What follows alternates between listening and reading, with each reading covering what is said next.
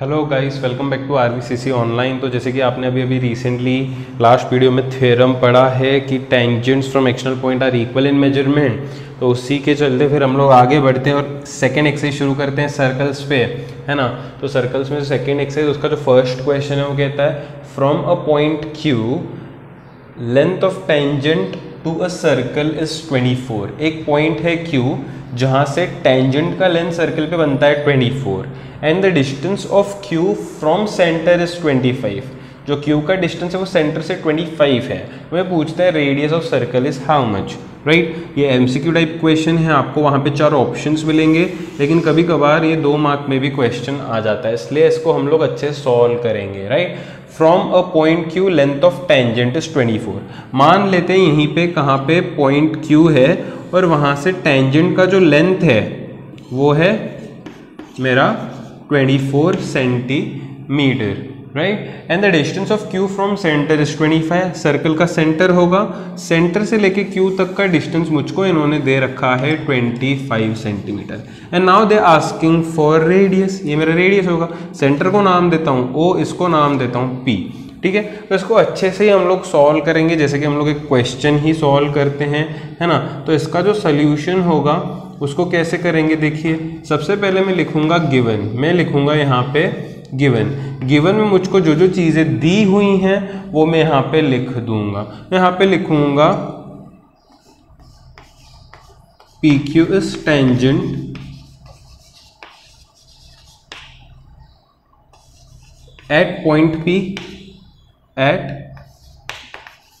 Point P, है ना। और ये टेंजेंट जो है उसका लेंथ है 24, तो मैं लिखता हूँ length of PQ is equal to 24 centimetre. Also एक और लेंथ है मेरे पास OQ, वो भी मैं लिख देता हूँ। Length of OQ is equal to 25। जो गिवन है मैंने लिख दिया। अब टू फाइंड, मुझे कुछ फाइंड करने के लिए बोला है ये क्वेश्चन में। क्या फाइंड करने के लिए बोला है? रेडियस का लेंथ फाइंड करने के लिए। ये तो OP है ना।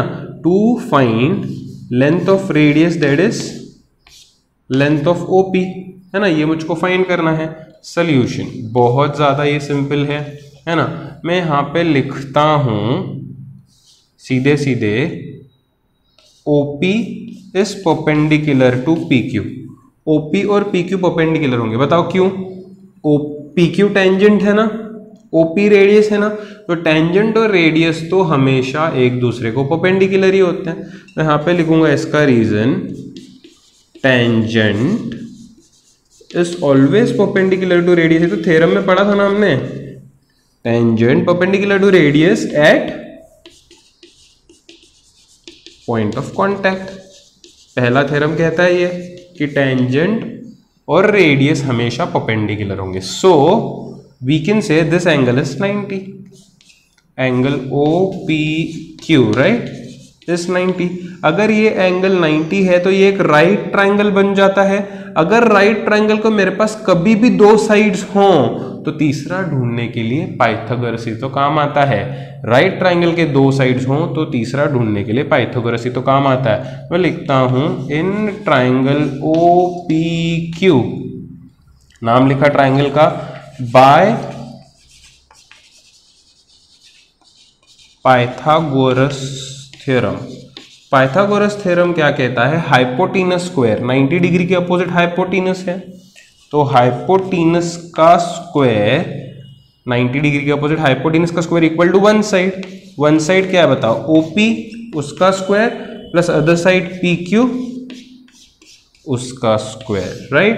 तो इसके आगे क्या होगा? OQ कितना है? 25। इसके आगे एक्चुअली आप कर सकते हो इक्वल टू OP, तो मेरे को ढूंढना है, प्लस PQ कितना है? 24, उसका स्क्वायर। अगर 25 का square 625, OP square as it is, plus 24 का स्क्वायर यहाँ से 576 निकलेगा।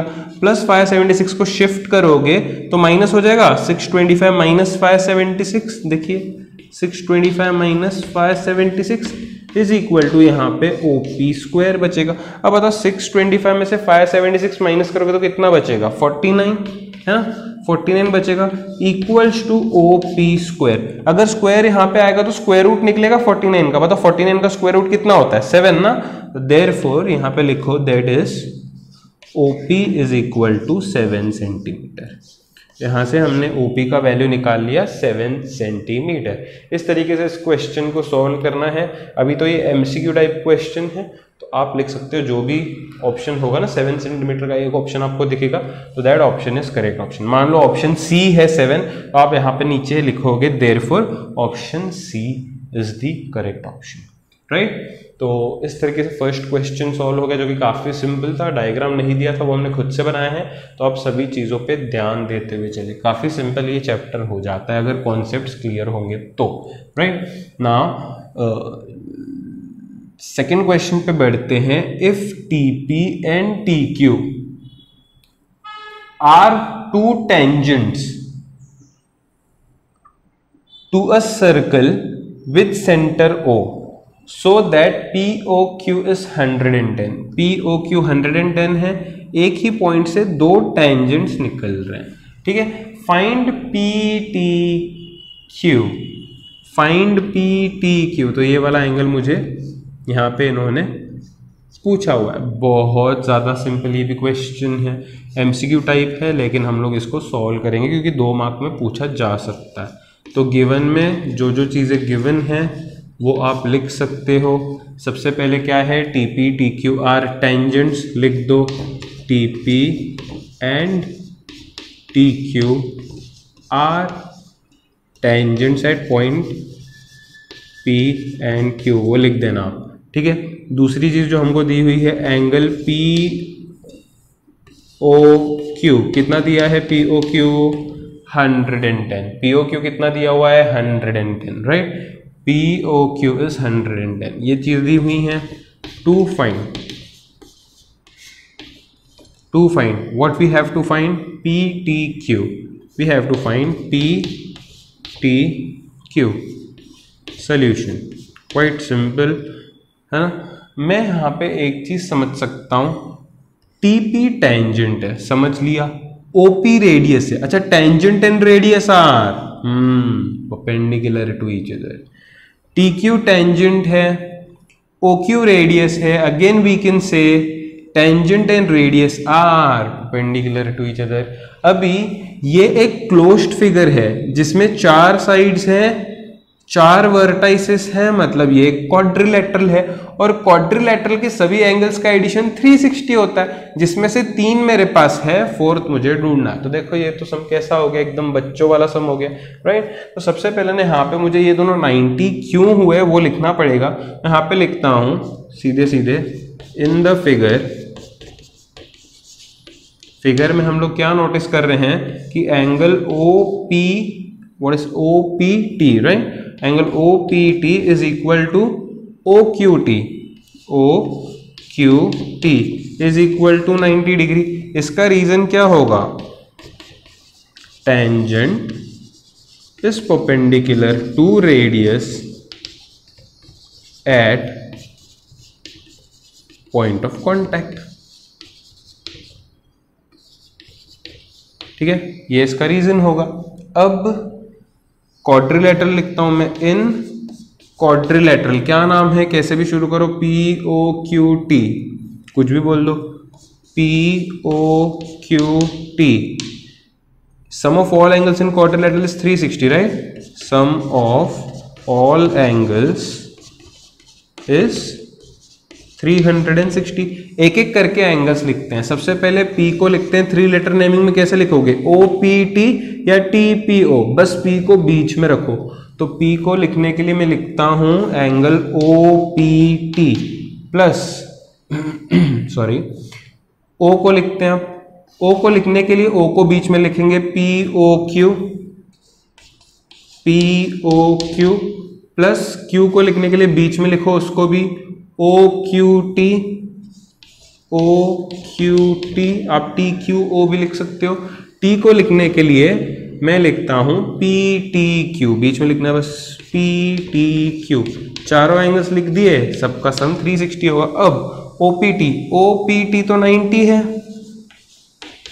POQ POQ तो 110 है, OQT तो 90 है, देख सकते हो ना, OQT 90 है, plus PTQ is equal to 360।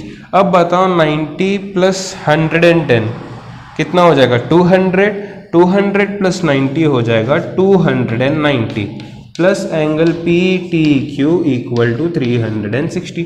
290 वहां पे शिफ्ट करोगे तो सबट्रैक्ट हो जाएगा। यहाँ पे ना बॉक्स में कर देता हूँ मैं ये चीज़, है ना, जगह कम पड़ गई है। 290 शिफ्ट करोगे तो यहाँ से आपको PTQ का जो वैल्यू मिलेगा वो क्या मिलेगा पता है? 360 माइनस 290। 360 में से 290 माइनस करोगे कितना आएगा? 70। कितना आएगा? 70। So angle PTQ is 70। देखना आप कोई ऑप्शन अगर नज़र आ रहा है 70 का, डेफिनेटली एक ऑप्शन होगा, वो ऑप्शन यहाँ पे सही ऑप्शन माना जाएगा। तो दिस इज हाउ हम लोगों ने फर्स्ट क्वेश्चन और सेकंड क्वेश्चन को यहाँ पे निपटा लिया। आप स्क्रीन पॉज करके दोनों को अच्छे से नोट कर लें।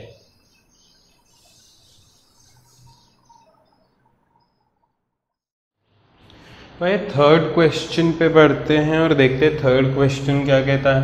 The tangents PA and PB from a point P to a circle with centre O are inclined to each other at an angle of 80 degree. Incline मतलब उनको 80 डिग्री पे फिक्स करा है दोनों को, right. Then angle POA is equal to, okay, फिर इसका भी डायग्राम नहीं दिया, बोला है PA PB। अब यहाँ से समझ रहा है कि P से ही A निकला है, P से ही B निकला है। From point P to a circle with centre O, ठीक है, एक सर्कल है जिसका सेंटर है O, इसका सेंटर है O। उस सर्कल को एक एक्सटर्नल पॉइंट से दो टेंजेंट्स निकल रहे हैं, एक ये और दूसरा ये, है ना। तो ये टेंजेंट है PA, P से ही दो टेंजेंट्स निकल रहे हैं, ये है PB, right. And these tangents are inclined at 80 degree. ये टेंजेंट्स को 80 डिग्री पे फिक्स करा है, तो ये जो एंगल बीच में बनता है ना वो 80 डिग्री है। What is POA? सो इनको क्या चाहिए देखिए। देन POA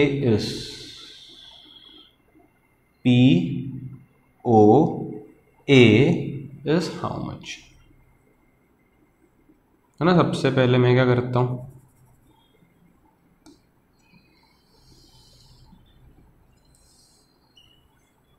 इनको चाहिए POA। यहाँ पे मैं बहुत एक इम्पॉर्टेंट चीज़ डिस्कस करना चाहता हूँ।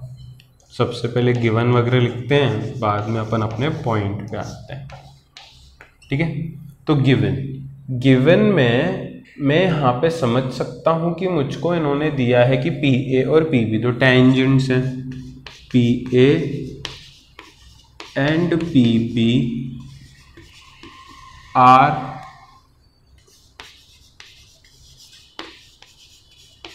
टेंजेंट्स। दूसरा इन्होंने मुझको दे रखा है कि एंगल APB इज 80। यहाँ पे ही लिखता हूँ मैं, angle APB is equal to, मुझे 80 दिया है इन्होंने, टू फाइंड, और कुछ तो नहीं दिया ना, to find angle POA, to find angle POA। ये वाला एंगल मुझको फाइंड करना है POA। अब यहाँ पे मैं एक इम्पॉर्टेंट चीज़ बताना चाहता हूँ। जिस वक्त पे मैंने आपको थ्योरम पढ़ाया था, जिस वक्त पे मैंने आपको सेकंड थ्योरम पढ़ाया था, कौन सा थ्योरम, कि एक्सटर्नल पॉइंट से दो टेंजेंट्स जो है वो इक्वल होता है लेंथ में, है ना। इसी का एग्जांपल पकड़ते, इक्वल होते हैं लेंथ में। मैंने आपको ये थ्योरम पढ़ाई थी और मैंने यहाँ पे एक इस तरीके का कंस्ट्रक्शन बनाया था। तो उस थ्योरम में मैंने आपको एक चीज़ बताई थी कि अगर एक पॉइंट से दो टेंजेंट्स निकल रहे हैं और मैंने अगर एक लाइन बनाई जो सेंटर को और इस एक्सटर्नल पॉइंट को कनेक्ट करती है, तो वो लाइन हमेशा दो एंगल्स को बाइसेक्ट करेगी, एक एंगल P, एक ये सेंटर वाला एंगल। मतलब ये एंगल्स एक दूसरे को इक्वल पार्ट्स में डिवाइड करते हैं, है ना। ये तो मैंने आपको उसी समय बता दिया था वहाँ पे, है ना। तो बस उसी फंडे को यहाँ पे यूज़ करेंगे और इस क्वेश्चन को हम लोग बहुत आसान तरीके से सॉल्व करेंगे। ऐसे टाइप के क्वेश्चंस को इसी तरीके से हम लोग डील करते हैं, राइट। तो मुझे अब यहाँ पे पता चल चुका है कि अगर ये पूरा 80 है तो ये उसका आधा होगा 40, और ये तो मुझे पता है ये टेंजेंट है, ये रेडियस है, तो कितना होगा, हाँ 90 होगा, है ना। तो ये समझने के लिए आपको थ्योरम अच्छे से समझना पड़ेगा, इसलिए अगर किसी ने थ्योरम नहीं देखा और डायरेक्टली समझ पे आया तो पहले आप वहाँ पे थ्योरम देख लो, वहाँ पे हमने ये चीज़ डिस्कस कर ली है, राइट। तो अभी मैं लिखता हूँ ना, मैं यहाँ पे लिखता हूँ, देखिए इन द फिगर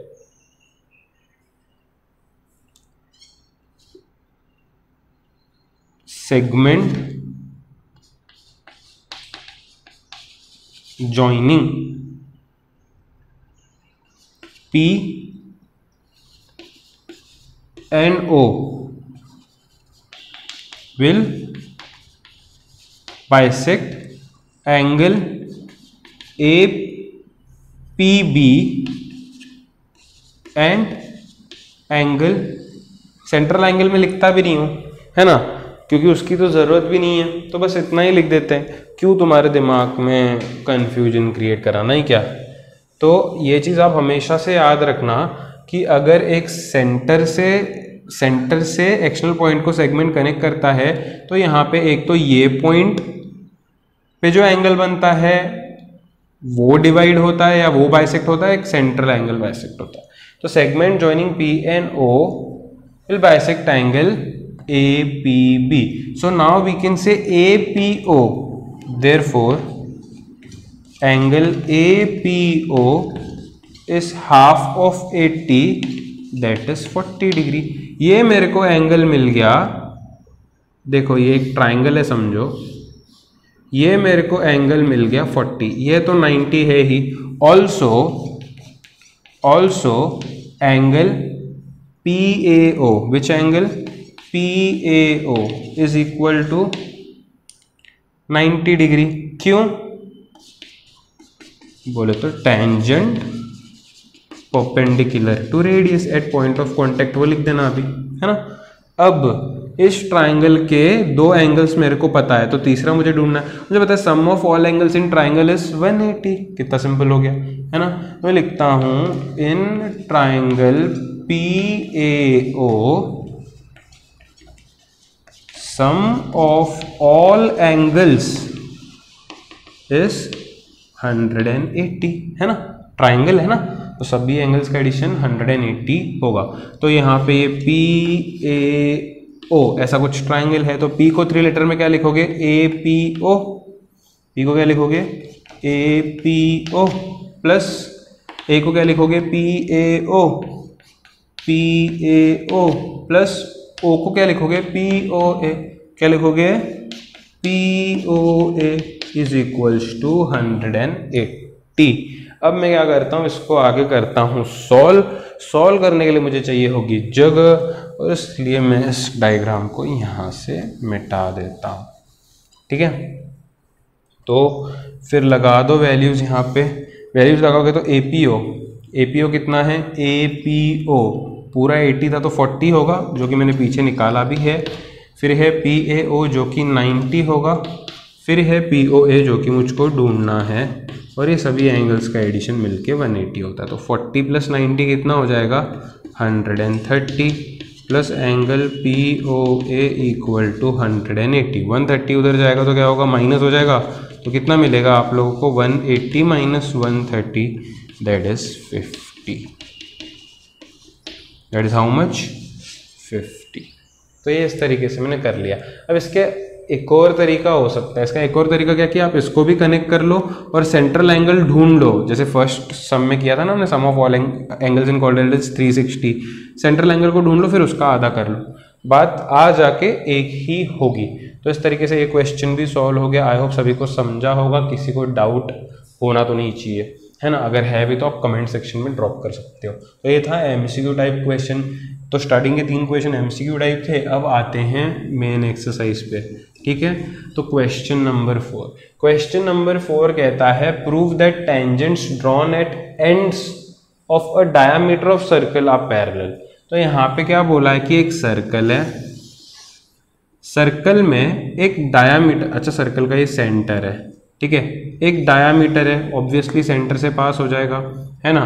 सेंटर को नाम देता हूं O, इस डायमीटर को नाम देता हूं A B।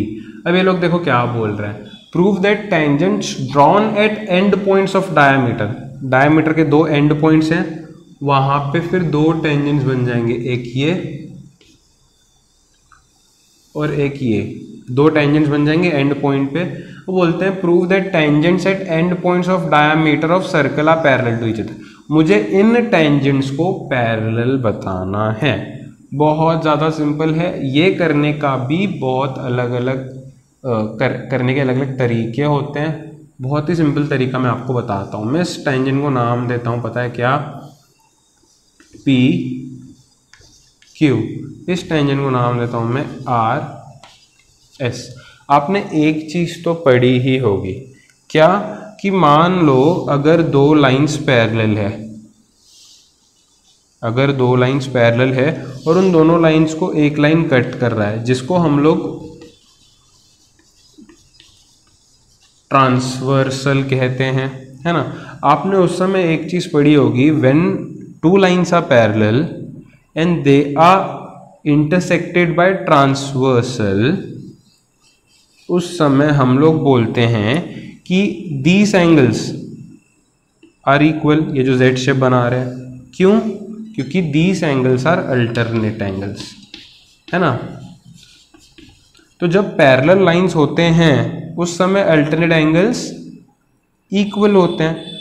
अब इसका उल्टा सोचो, है ना। पहले मैंने क्या बोला आप लोगों को, अगर लाइंस पैरेलल हैं तो अल्टरनेट एंगल्स इक्वल होते हैं। अब इसका उल्टा सोचो, अगर अल्टरनेट एंगल्स इक्वल आ रहे हैं मतलब लाइंस पैरेलल होंगी।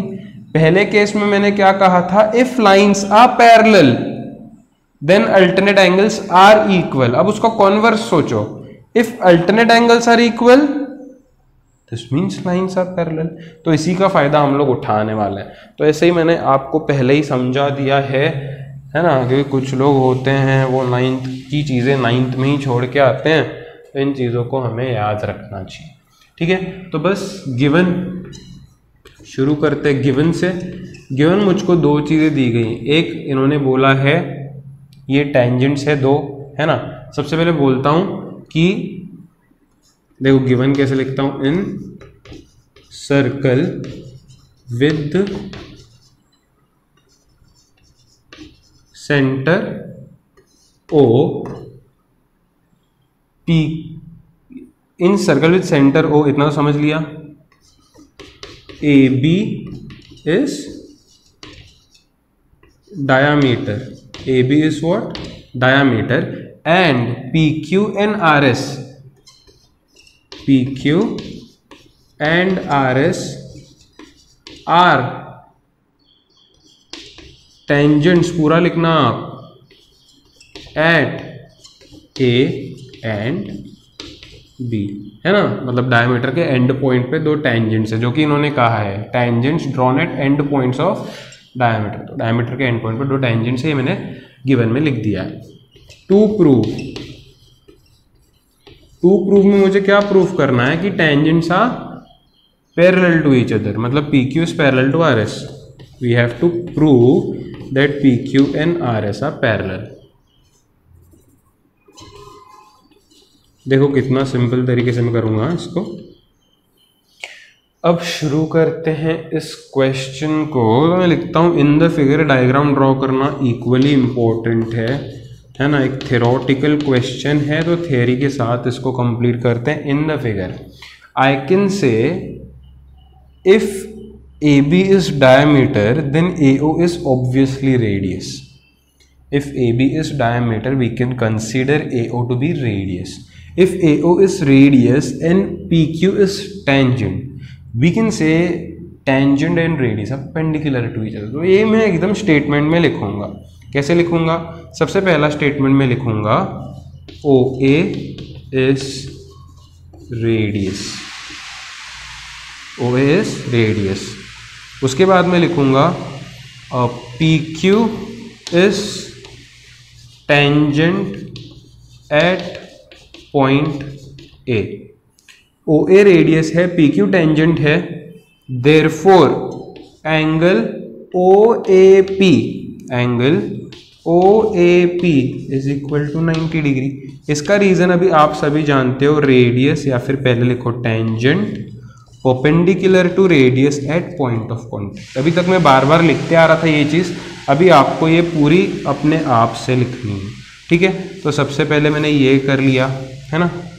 अब सेम चीज़ मैं यहाँ पे फिर से लिखूंगा, जैसे मैंने लिखा OA रेडियस है वैसे अब मैं लिखूंगा OB इज रेडियस। मैं क्या लिखूंगा, OB is radius. OB radius है, RS क्या है, टेंजेंट एट B, मैं वही लिखूंगा RS is tangent at point B, at point B। तो एक रेडियस है, एक टेंजेंट है पॉइंट ऑफ कांटेक्ट पे, परपेंडिकुलर होंगे, जैसे इधर हो गया था वैसे ही मैं डेलिबरेटली अब ये तरफ लिख रहा हूं। आप ये तरफ भी बना सकते थे लेकिन मैं वो तरफ बोलता हूं, है ना। मैं लिखूंगा therefore OBS angle OBS is equal to 90 degree. Same reason कि tangent is perpendicular to radius at point of contact. जानबूझ के एक 90 इधर बना है, एक 90 इधर बना है। अब इसको नंबर दे दूंगा मैं यहाँ पे 2। ऑब्जर्व करो, पहला एंगल 90 डिग्री आया, दूसरा एंगल 90 डिग्री आया, मतलब पहला एंगल और दूसरा एंगल इक्वल है क्योंकि दोनों का RHS 90 है ना। तो यहाँ पे लिखता हूं फ्रॉम 1 and 2 मैं बोल सकता हूं angle OAP is equal to angle OBS, angle OAP is equal to OBS। अच्छा, अगर ध्यान से देखोगे तो आपको ये Z शेप दिखता होगा, देखिए OPA और OBS, Z शेप दिखता होगा।